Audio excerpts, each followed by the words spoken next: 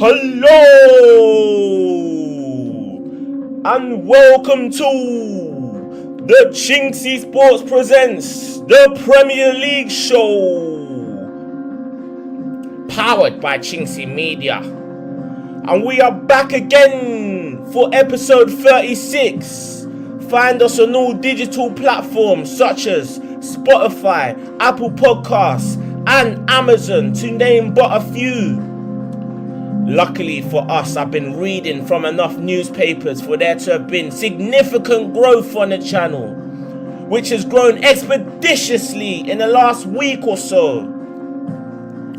Big up Scott Buckley on the soundtrack, big boy soundtrack still. Yazimi I said. Now without any further ado, we go straight into the first match of last week's 7-game fixture list, which was the match between Luton Town and Brentford. That game ended 5-1 to Brentford. An Ivan Toney-less Brentford gave Luton Town an unfounded hiding, which keeps the Hatters inside the drop zone. Albeit just a point adrift of Nottingham Forest with only 4 games remaining. Brentford's Congolese forward seems to have been the player reveling most in the absence of Tony, Wissa that is, scored the game's opening 2 goals for his 9th and 10th league goal of the season. As the Bees went into half-time with a healthy 2-goal lead, Reggae Boys star Ethan Pinnock, who made his return from injury as a substitute in the previous match against Sheffield United, marked his first start since February by heading in a precise Sergio Reguilon corner. As Brentford raced into a 3-goal lead in front of a shell-shocked Luton crowd at Kenilworth Road with just over an hour played. 2 minutes later, Luton found themselves 4 down after young winger Keane Lewis-Potter headed in at the far post. 2 further goals from either side, substitutes Kevin Shade of Brentford and Luke Berry of Luton, ensured the game ended in a comprehensive 5-1 victory for Thomas Frank's Brentford side, who have now all but secured their Premier League status for a 3rd season on the trot. Next fixture was the game between Sheffield United and Burnley. That ended 4-1 to Burnley. Burnley preyed on Sheffield United's early profligacy in front of goals when their young talented French teenager Wilson Odubert, playing just off of Lyle Foster in attack, ironically cut open the Blades' defence with a weaving run starting from inside his own half. His resulting shot ricocheted off of Austin Trusty into the path of the ever so impressive Jakob Brun-Larsen, whose deflected shot ended up in the back of Ivo Gribic's net for his 5th Premier League goal of the season. Burnley went 2-0 up when an opportunistic dribble from an exploited Sheffield United defence exposed their frailties, a microcosm of their diabolical defending which has encapsulated their season. Burnley's fantastic recent run of form has seen them lose just once in the last 7 outings, which has subsequently kept their hopes of Premier League survival alive, albeit faint hopes. Blades' Brazilian midfielder Gustavo Hamer, a player I've mentioned a lot on the podcast, has been a rare shining light for Sheffield United this season. His goal in the 52nd minute of the match gave his team hope. However, 2 further Burnley goals from Lyle Foster and Johan Gudmundsson completed a 4-1 rout for Burnley as the Clarets ran out 4-1 victors at the hands of their relegation-ridden rivals. Okay, the next game was the Saturday evening fixture between Wolverhampton Wanderers and Arsenal. That ended 2-0 to Arsenal. Title-chasing Arsenal secured their 6th successive Premier League victory over an injury-ravaged Wolves side who were missing key players such as Pedro Neto, Mateus Cunha, Craig Dawson and Nelson Semedo, 4 players who all would have started for Wolves. The Gunners, winless in 3 and scoreless in their last 2 matches, took the lead on a stroke of half-time after great play from Gabriel Jesus, set up Belgian forward Leandro Trossard, making a rare start for the Gunners, whose sliced shot cannoned in off the post, beating Wolves' goalkeeper Jose Sarr at the far post. The game was delicately poised at 1-0 up until the 5th minute of added time, when Arsenal captain Martin Odegaard scored from the most acute of angles to give Arsenal a deserved 3 points and my first correct score of the weekend, in what was all in all a professional performance from Mikel Arteta's side. With reigning champions Manchester City not featuring due to their participation in the FA Cup semi-finals against Chelsea, the result saw Arsenal climb into top spot and overtake them by a solitary point, with a game played more than Manchester City. Okay, the next fixture was the Sunday game between Everton and Nottingham Forest in a relegation 6-pointer full of controversy. That game ended 2-0 to the Toffees. Sean Dyche's Everton went some way to consolidating their Premier League position with a hard-fought, if not controversial, 2-0 victory over Nottingham Forest. The Toffees took the lead just before the half-an-hour mark after a long-range daisy cutter from the most unlikeliest of goal scorers, Idrissa Gueye, left Matt Sells powerless and helpless in the Forest goal. The match was overshadowed after what looked like 3 Stonewall penalty shouts for Nottingham Forest, all involving veteran wing-back Ashley Young, formerly of Manchester United and Watford, Aston Villa, all waved away by the referee, all before another long-range strike, this time from Dwight McNeil, formerly of Burnley, secured all 3 points for Everton in a 2-0 victory. "What paper are you reading from?" they ask. The win means that Everton are now 4 points clear of Forest, but most importantly, 5 clear of Luton Town, who currently occupy one of the 3 relegation places. Right, the next game was the one at Selhurst Park between Crystal Palace and West Ham United. Well, that ended in a resounding 5-2 victory for the Eagles. West Ham fans would surely have been forgiven if they were suffering from PTSD from the 6-0 home drubbing to Arsenal, after Crystal Palace raced into a 4-goal lead after goals from Michael Olise, Eberechi Eze, and an Emerson own goal, as well as a goal from Jean-Philippe Mateta, gave the Eagles a mighty 4-0 lead after just 31 minutes of football played. West Ham's Mikel Antonio, who infamously crashed his Lamborghini wearing a snowman costume as his side were preparing to face Palace, ironically, in 2019, around Christmas. This time, he crashed the ball into the back of the net as his side went into the break 4-1 down.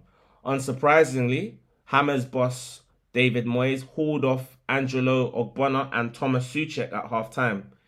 It took a 64th minute goal from Mateta, who scored Palace's 5th after great play from Eberechi Eze, to kill off the game as a contest, before a late Dean Henderson gaff after a simple Tyreek Mitchell back pass made the scoreline slightly less embarrassing as the match ended 5-2. The next fixture on Sunday was the game between, or the next result on Sunday was the game between Aston Villa and Bournemouth.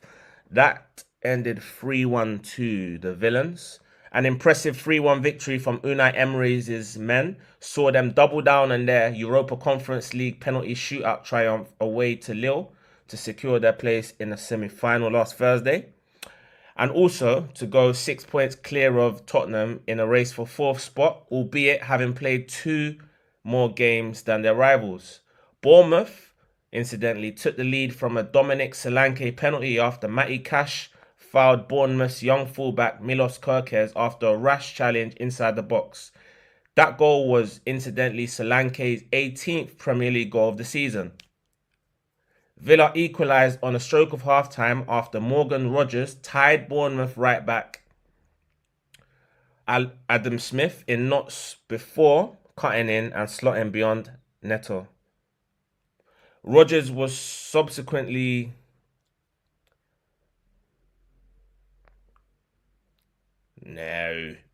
Adam Smith was subsequently hooked at halftime in place of Max Aarons. In the second half, Ollie Watkins ran Bournemouth ragged with 2 assists for his partners in crime, one for Frenchman Moussa Diaby and the other for Jamaican forward Leon Bailey, as the game ended 3-1 to Villa for my second correct score of the game week.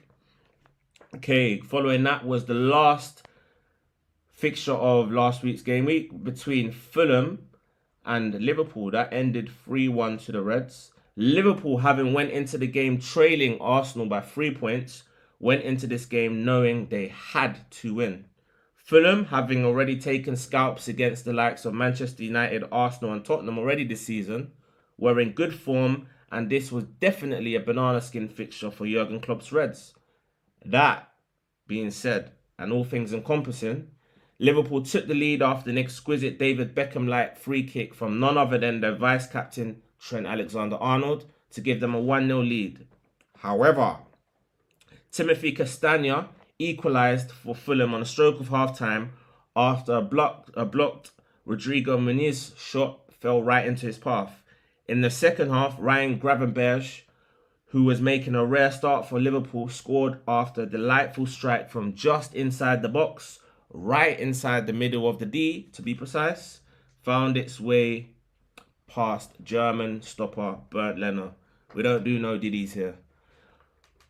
A 72nd minute trademark strike from Diogo Jota sealed all 3 points for Liverpool, who with their win went level with Arsenal at the top of the table, only trailing courtesy of goal difference.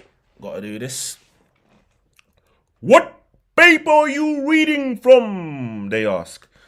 Okay, a recap of last week. Last week, there were only 7 matches to predict, but I managed to get 2 absolute correct scores, which were Arsenal winning 2-0 at Molineux and Aston Villa winning 3-1 against Bournemouth at Villa Park. In addition, I got 5 correct results out of 7, with the only wrong predictions being Everton. I predicted Everton beating Nottingham Forest 2-0. No, I predicted a 1-0 draw, but the result was a 2-0 victory for Everton. And similarly, I predicted a 1-0 draw between Crystal Palace and West Ham, but that game ended 5-2 to Crystal Palace. This week, there are only, in fact, 6 midweek games, with 1 that has already been played. So let's see if I can correctly predict the next 5 results and get the scores bang on from here on in. With the next fixture being between Wolverhampton Wanderers and Bournemouth at the Molineux Stadium, which I believe is already kicked off. Bournemouth manager Gary O'Neill was sacked by Bournemouth last season despite securing their Premier League status. He will, I'm sure, have a chip on his shoulder and will be desperate to get one over his former side. However, the injury crisis which has hindered his side's form of recent and confidence, and also threatened to dampen what has all in all been a very good season for Wolves, a side who many tipped for the drop this season. Similarly, Bournemouth have had periods of very good form and periods of poor form, which has seen them slump between mid-table and mid-table, which is why they find themselves landlocked in mid-table, just a point below Wolves and a further point below 10th placed Brighton Hove Albion. Normally, I would have had this down as a draw, but I've had a last minute change of heart in which I think Bournemouth will take the win and win 3-2. The game between Crystal Palace and Newcastle United looks like an exciting pulsating fixture. Both these sides come into the game on the back of phenomenal recent results in recent weeks. Crystal Palace have beaten London rivals West Ham 5-2 to supplement their superb victory over Liverpool at Anfield just a week prior. Newcastle decimated 5th placed Tottenham 4-0 at St James's Park in their last outing about 10 days ago, with Alexander Isak on fire with 7 goals in his last 6 Premier League games. Oliver Glasner seems to be getting the best out of Ebere Eze and Michael Olise by inverting them and allowing both of them free rein in the attacking areas of the field in a new 3-4-3 formation, with Daniel Munoz and Tyreek Mitchell providing the width for Jean-Philippe Mateta. I think this makes for an exciting game, which will have goals galore. So I've gone for a 2-2 Desmond here, 2-2. Right, the game between Manchester United and Sheffield United sees Manchester United go into this match against the Premier League basement boys. Sheffield United having won only one of the last 7 Premier League matches. Sheffield United have a measly 1 win in their last 17 Premier League matches, which is just 2 games shy of half a season. Brentford and Burnley recently arrested respective 9 and 5 game winless runs against the Blades, so United will want to follow suit and do the same, and I think they will do so with a 2-0 home victory to United. Okay, the game between Liverpool and Everton, or should I say Everton and Liverpool at Goodison Park. Everton go into this game having only beaten Liverpool once in their last 29 encounters, and going even further back, 4 times in 40 matches. That is insane. This clearly shows Liverpool's dominance over their City rivals. However, the cliche form goes out of the window is most certainly apt here. Though, as Everton will love nothing better than to curtail Liverpool's title hopes with even a draw. But I very much doubt that will happen tonight, with Liverpool back on form after back-to-back away victories to Atalanta of Bergamo and Fulham respectively. So I'm going for a comfortable 3-0 away win for Liverpool at Goodison Park. Right.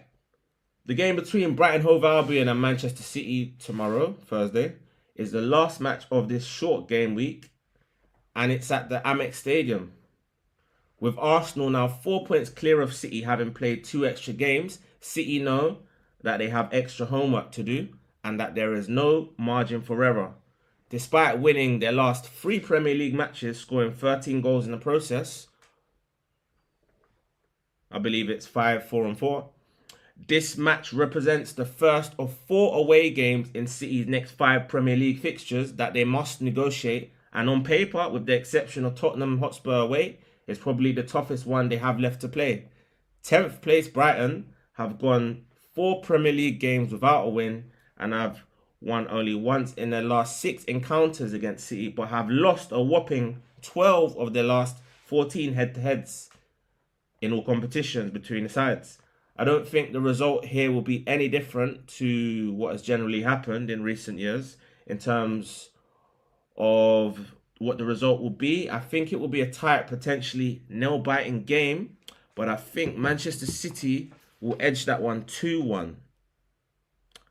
What paper are you reading from, they ask.